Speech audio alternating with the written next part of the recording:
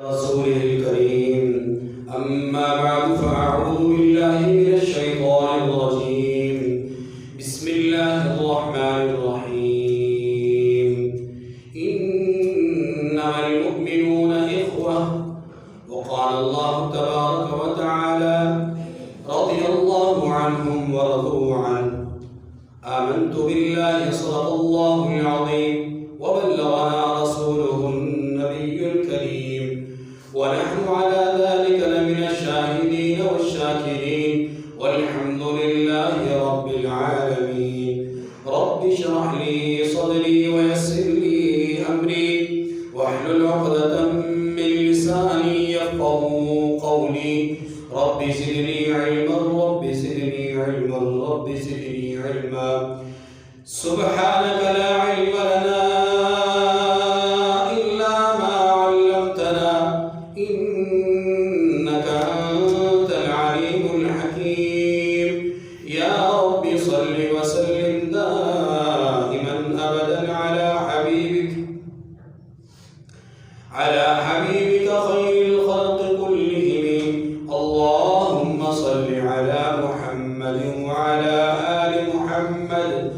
كما صليت على إبراهيم وعلى آل إبراهيم إنك حميد مجيد اللهم بارك على محمد وعلى آل محمد كما باركت على إبراهيم وعلى آل إبراهيم إنك حميد مجيد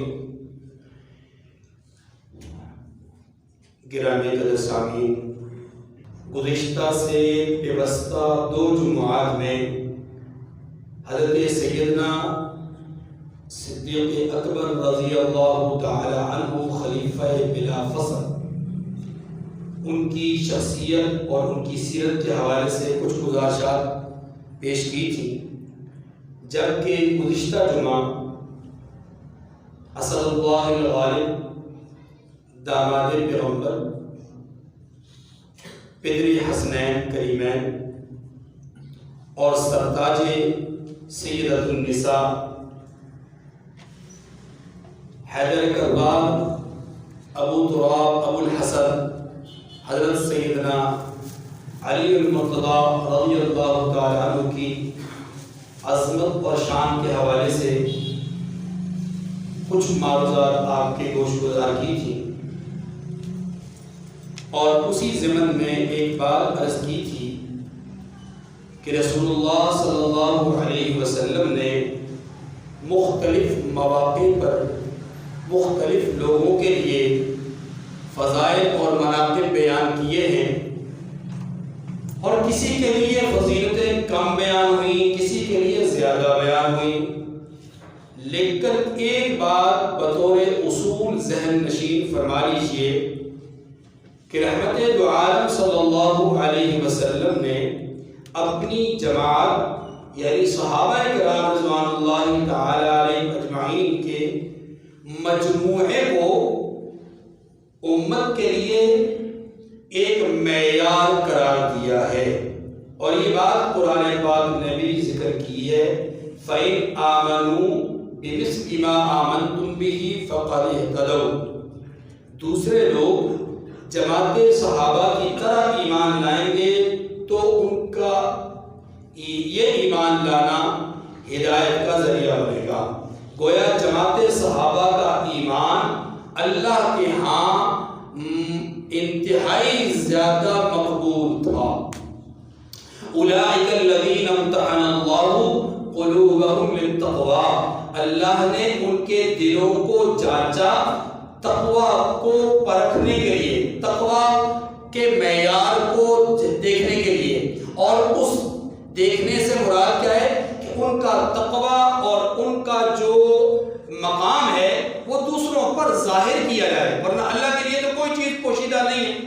تو چنانچہ اللہ تبارک و تعالیٰ نے ان کے معیار تقوی کو دوسروں پر ظاہر کرتے ہوئے ان کے فضائل، ان کے مناقب اور ان کے مراتب کو رضی اللہ عنہم ورضوا عنہ اولئک هم الفائزون اولئک هم الراشدون اولئک هم المفلحون وما اولئک هم المؤمنون حقا.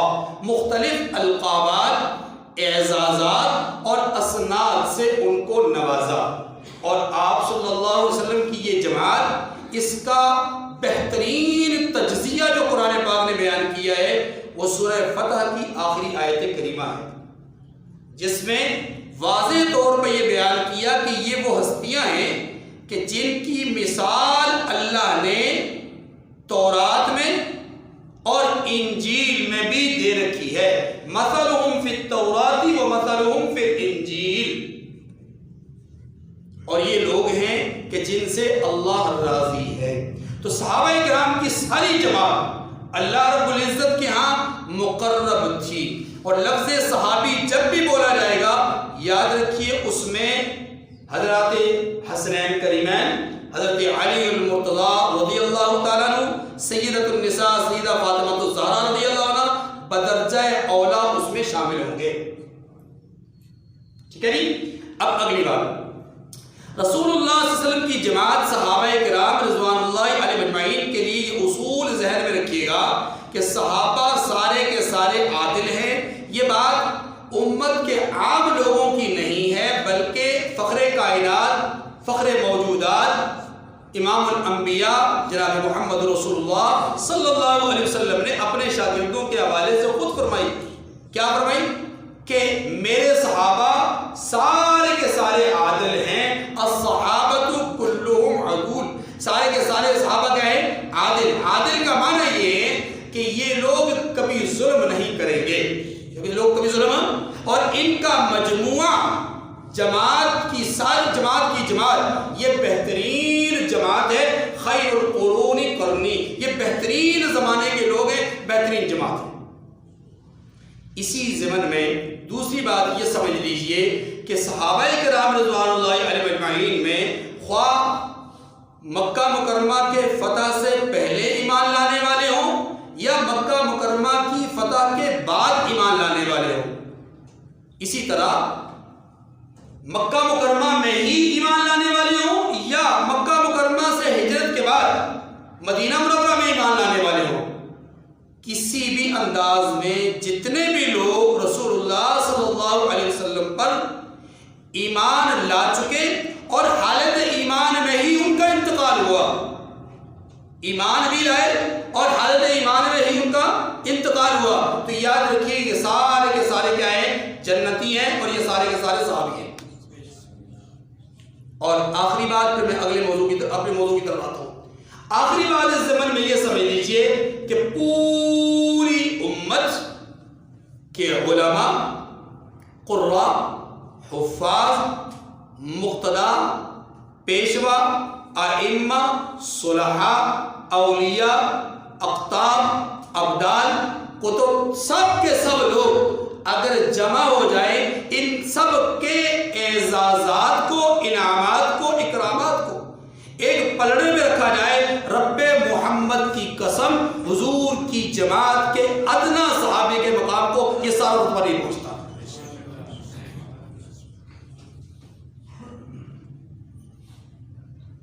اس کی وجہ اس کی یہ ہے کہ جنہوں نے رخ والضحیٰ کو دیکھ کر ایمان قبول کیا، جنہوں نے مجلس رسالت میں نعرہ توحید بلند کیا، جنہوں نے سینہ نبوت سے اٹھنے والی آواز اور صدا کو اپنے سینوں میں منتقل کیا، بھلا ان کا مقابلہ ان کے بعد والے لوگ کیسے کر سکتے ہیں جنہوں نے محمد کریم کے رخ انور کی زیارت ہی نہیں کی. آپ خواب میں حضور کی زیارت کر لیں تو آپ اپنی آنکھوں کو نورانی سمجھتے ہیں، آپ اپنے آپ کو ولی اللہ سمجھنا شروع ہو جاتے ہیں، آپ اپنے آپ کو متقی اور پرہیزگار سمجھنا شروع ہو جاتے ہیں. اور جنہوں نے مسجد نبوی میں، جنہوں نے سفر میں، جنہوں نے حضر میں، جنہوں نے میدان میں، جنہوں نے درس میں، جنہوں نے منبر پر، جنہوں نے مصلی پر رسول اللہ صلی اللہ علیہ وسلم کو دیکھا ہو، ایمان کی حالت میں دیکھا ہو، ان کا مقام کیا ہوگا؟ تو یاد رکھیے تمام صحابہ، خواہ ان کا درجہ صحابہ کرام میں اونچا ہے یا صحابہ کرام میں وہ پوری امت سے افضل ہے. پوری امت سے یہ بات سمجھ آ گئی. اب آگے رسول اللہ صلی اللہ علیہ وسلم نے مختلف مواقع پر مختلف لوگوں کے لیے فضائل بیان کیے. 22 رجب المرجب ہمارے ہاں خاص طور پر پنجاب میں ایک رسم اپنائی جاتی ہے کنڈوں کی، اور اس کو نام دیا جاتا ہے جناب سیدنا امام جعفر صادق رحمہ اللہ کی ولادت کی طرف منسوب کیا جاتا ہے کہ حضرت امام جعفر صادق رحمہ اللہ اس دن 22 رجب المرجب کو پیدا ہوئے. ان کی پیدائش کی خوشی میں کنڈے منائے جاتے ہیں، حلوہ اور کچھ کچوریاں اور پتہ نہیں کچھ اس طرح کی چیزیں. یاد رکھیے کسی بھی مستند قول سے تاریخی یا کسی امام یا کسی فقیہ کے مستند قول سے 22 رجب المرجب کو حضرت جعفر کی ولادت ثابت نہیں. لہذا یہ سمجھ لیجئے کہ اس روز اگر اس خاص رسم کو اپنایا جاتا ہے تو کسی سازش کے تحت، اور وہ سازش کیا ہے؟ وہ بھیانک سازش یہ ہے کہ فاتح عرب و عجم، ہم زلف نبوت، خال المؤمنین، برادر نسبتی پیغمبر، رازدار نبوت، امام تدبر و سیاست حضرت معاویہ بن ابو سفیان رضی اللہ تعالی عنہما کا یوم وفات ہے. سیدنا معاویہ رضی اللہ تعالی عنہ صحابہ اکرام میں ایک خاص مقام رکھتے تھے. ہمارے اہل سنت میں جو اہل سنت کہلاتے ہیں ان میں اکثریت علماء کرام حضرت معاویہ رضی اللہ تعالیٰ عنہ کی عظمت، شان اور آپ کے مقام اور مرتبے کے قائل ہیں. چند لوگ نہیں ہیں، میں ان کی وضاحت کر دیتا ہوں پھر آگے چلتا ہوں. وہ چند لوگ کون ہیں؟ وہ چند لوگ گدی نشین ہیں جنہیں اپنی تجوریوں کا خوف ہے،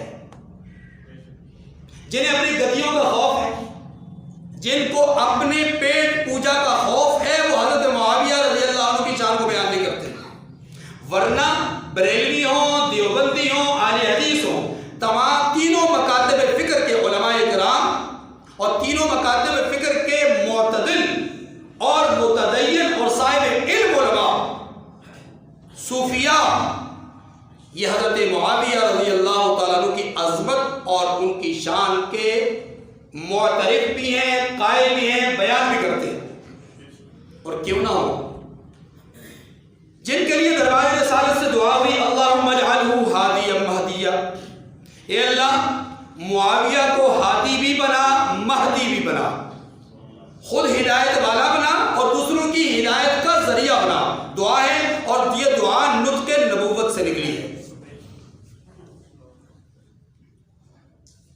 تاریخ کبیر میں امام بخاری رحمۃ اللہ علیہ نے اس دعا کو نقل کیا ہے.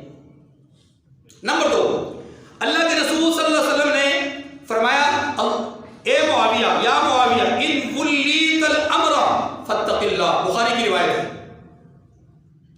بعض دریدہ دہن لوگ یہ کہتے ہیں کہ حضرت معاویہ رضی اللہ عنہ کی فضیلت میں سے آئی سکتا میں کوئی حدیث ہی نہیں ہے. بخاری کی روایت پڑھ رہا ہوں. اللہ کے رسول صلی اللہ علیہ وسلم نے حضرت معاویہ رضی اللہ عنہ کو مخاطب کر کے فرمایا اے معاویہ، اگر آپ کو جبہ خلافت و امارت پہنایا جائے، آپ کو نظام حکومت دیا جائے تو پھر فتق اللہ، پھر اللہ سے ڈرنا. اس سے پیشن کوئی حضور نے بیان فرما دی کہ آپ کو نظام خلافت اور نظام امارت ملے گا. اب آپ برسر اقتدار رہے، 20 سال تک گورنر رہے اور 20 سال تک ہی آپ امیر المؤمنین رہے، تو پیشن گوئی رسول اللہ صلی اللہ علیہ وسلم کی تھی. اللہ کے رسول نے پیشن گوئی فرمائی کربلا کے میدان میں حضرت سیدنا حسین بن علی رضی اللہ عنہ کی شہادت کی، تو ہم اس پیشن گوئی کو بیان کرتے ہیں. تو اس پیشن گوئی کو کیوں نہیں بیان کیا جاتا کہ اللہ کے رسول نے بخاری میں فرمایا کہ اے معاویہ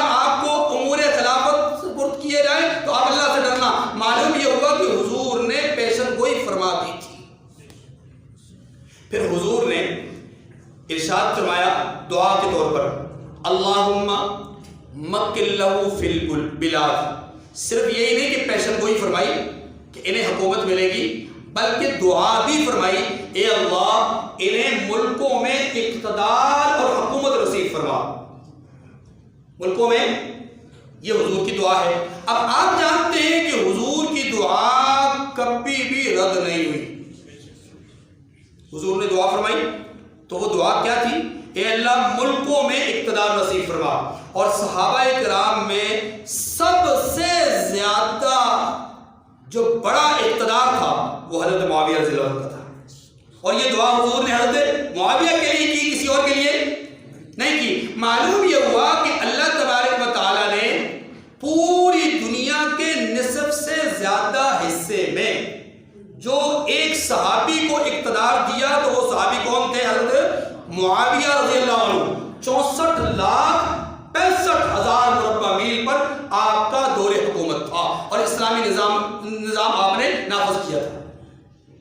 سیدنا عثمان ابن عفان رضی اللہ عنہ جب دنیا سے پردہ فرما گئے تو اس وقت اسلامی حکومت 44 لاکھ مربع میل پر تھی۔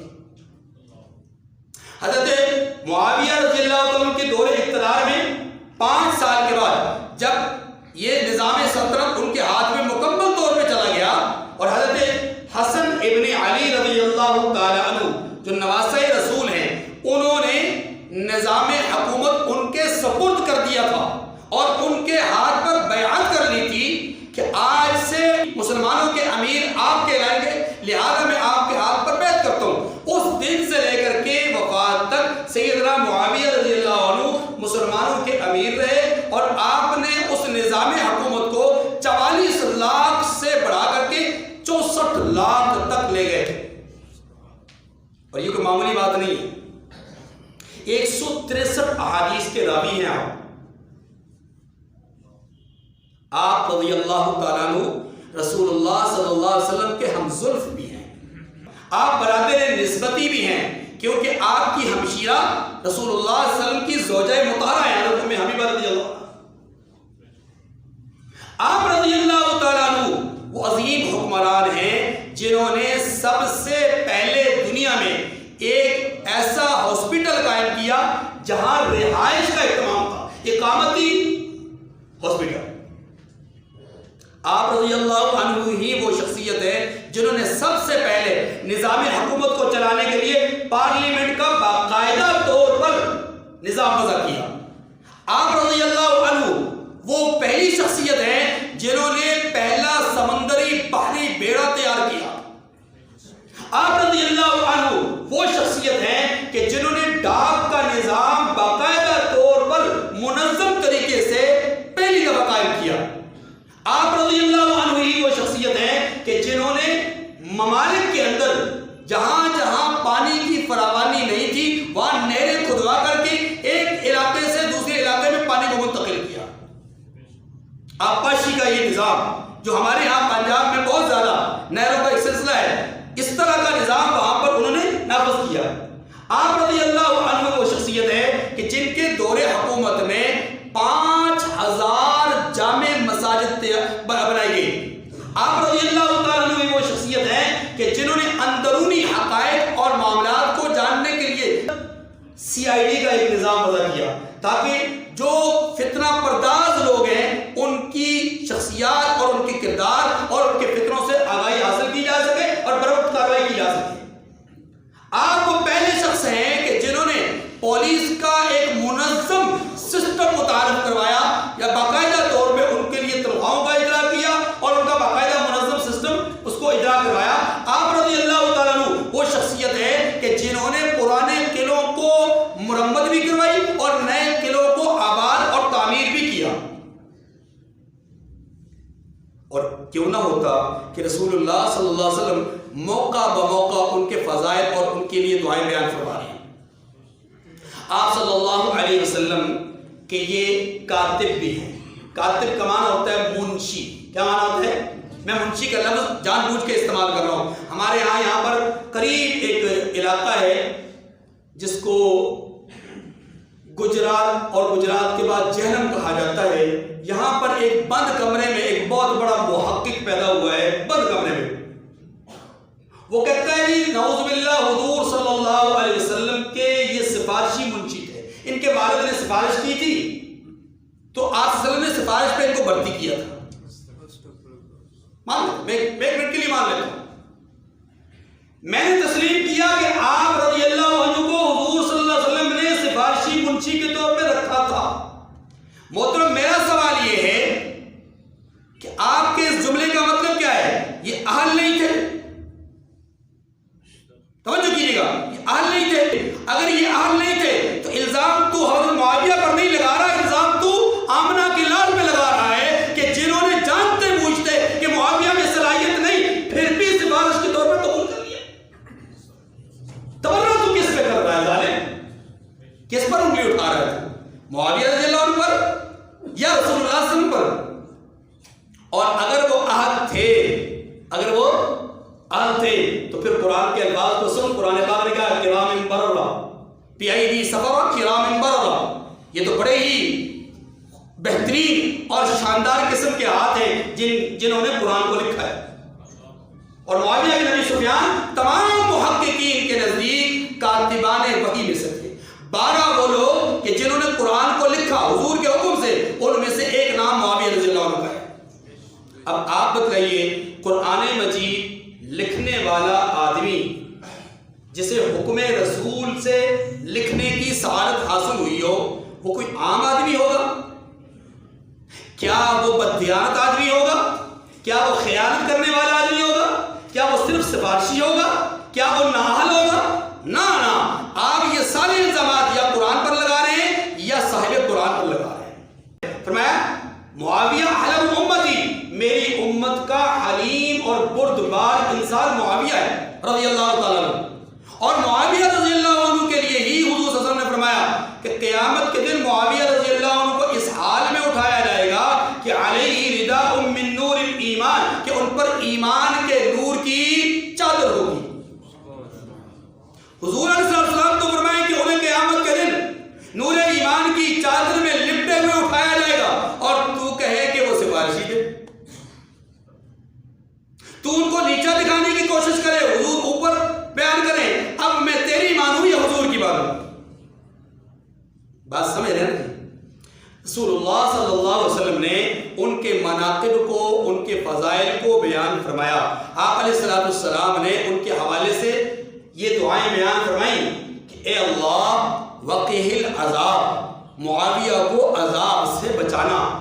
اس سے اشارہ تھا کہ اگر کسی قسم کی کوئی غلطی، کوئی کوتاہی یا کسی قسم کی کوئی چیز ایسی جو کہ عام لوگوں کی نظر میں غلطی ہو، اگر ہو بھی جائے تو پروردگار انہیں معاف فرما دینا انہیں. اور یہ دعا خاص طور پر ان کے لیے کرنا، میں یہ سمجھتا ہوں یہ رسول اللہ صلی اللہ علیہ وسلم کی طرف سے ہمارے ایمان میں اضافے کا باعث ہے. کیوں؟ اس لیے کہ اللہ کے رسول نے تب یہ دعا کر کے بتلا دیا کہ آنے والے لوگوں میں، آنے والے انسانوں میں کچھ ایسے بھی دریدہ دار لوگ ہوں گے کہ جو حضرت معاویہ رضی اللہ تعالیٰ عنہ پر تبرہ کریں گے، انہیں گالیاں دیں گے، انہیں برملا برا بلا کہیں گے. اور کیوں کہیں گے؟ اس لیے کہ جناب انہوں نے فلاں جنگ میں شرکت کی، فلاں لڑائی میں شرکت کی، فلاں کے مقابلے پر آئے، فلاں کے مقابلے پر آئے. بھائی ساری سیدھی سی بات ہے، یہ ان کا نظام، ان کا آپس میں اختلاف، یہ اختلاف انہوں نے کیا، ان کا رب دیکھ رہا تھا، ان کے رب کو پتہ ہے کہ کون حق پر ہے کون حق پر نہیں، اور کس کو کیا دینا ہے کس کو کیا نہیں دینا. ہمارا ایمان یہ ہے کہ رسول اللہ صلی اللہ علیہ وسلم نے ایک بات ارشاد فرمائی جو کہ حضرت عبداللہ ابن مسعود رضی اللہ تعالیٰ عنہ کی روایت سے ثابت ہوتی ہے کہ اذا ذکر اصحابی فامسکوا، جب میرے صحابہ کا ذکر چھڑے، یعنی جب میرے صحابہ کے بارے میں کوئی فرد برا بھلا کہے یا کوئی تنقیص کا پہلو بیان کرنے کی کوشش کرے، فامسکوا، رک جانا، کوئی جملہ اپنی زبان سے نہ ادا کرنا، کسی قسم کی گفتگو نہ کرنا، کسی قسم کا تجزیہ نہ کرنا، کسی قسم کا تبصرہ نہ کرنا. کیوں؟ اس لیے کہ تم اس کے اہل نہیں ہو.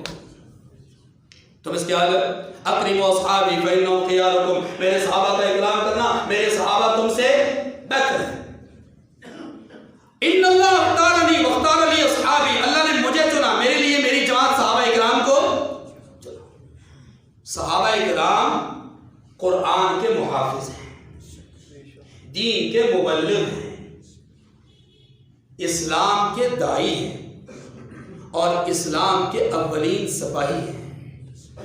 دین سارا کا سارا، یہ میں نے داڑھی رکھی ہے، ممبر پہ بیٹھا ہوں، آپ سامنے بیٹھ کے بات سن رہے ہیں، یہ موقع ہے جمعے کا، جمعے کے خطبے کو آپ نے سننا ہے، نماز آپ نے پڑھنی ہے۔ یہ خطبہ کہاں سے ثابت ہے، یہ نماز کہاں سے ثابت ہے؟ جس اذان کو سن کر کے آپ دوڑے دوڑے مسجد کی طرف آئے، وہ اذان کہاں سے ثابت ہے؟ جس قرآن کو آپ پڑھتے ہیں وہ قرآن کہاں سے ثابت ہے؟ جس دین کو آپ نے اپنایا وہ دین کہاں سے ثابت ہے؟ جس کلمے کو آپ پڑھتے ہیں وہ کلمہ کس نے بیان کیا ہے؟ جس شہادتین کی گواہی آپ دیتے ہیں وہ شہادتین کس نے بیان کی ہے؟ یا جس روزے کو آپ رکھتے ہیں وہ روزہ کس نے بیان کیا ہے؟ جس حج کو آپ کرتے ہیں وہ حج کس نے بیان کیا ہے؟ یہ سارے کے سارے مسائل بیان کرنے والے کون ہیں؟ صحابہ۔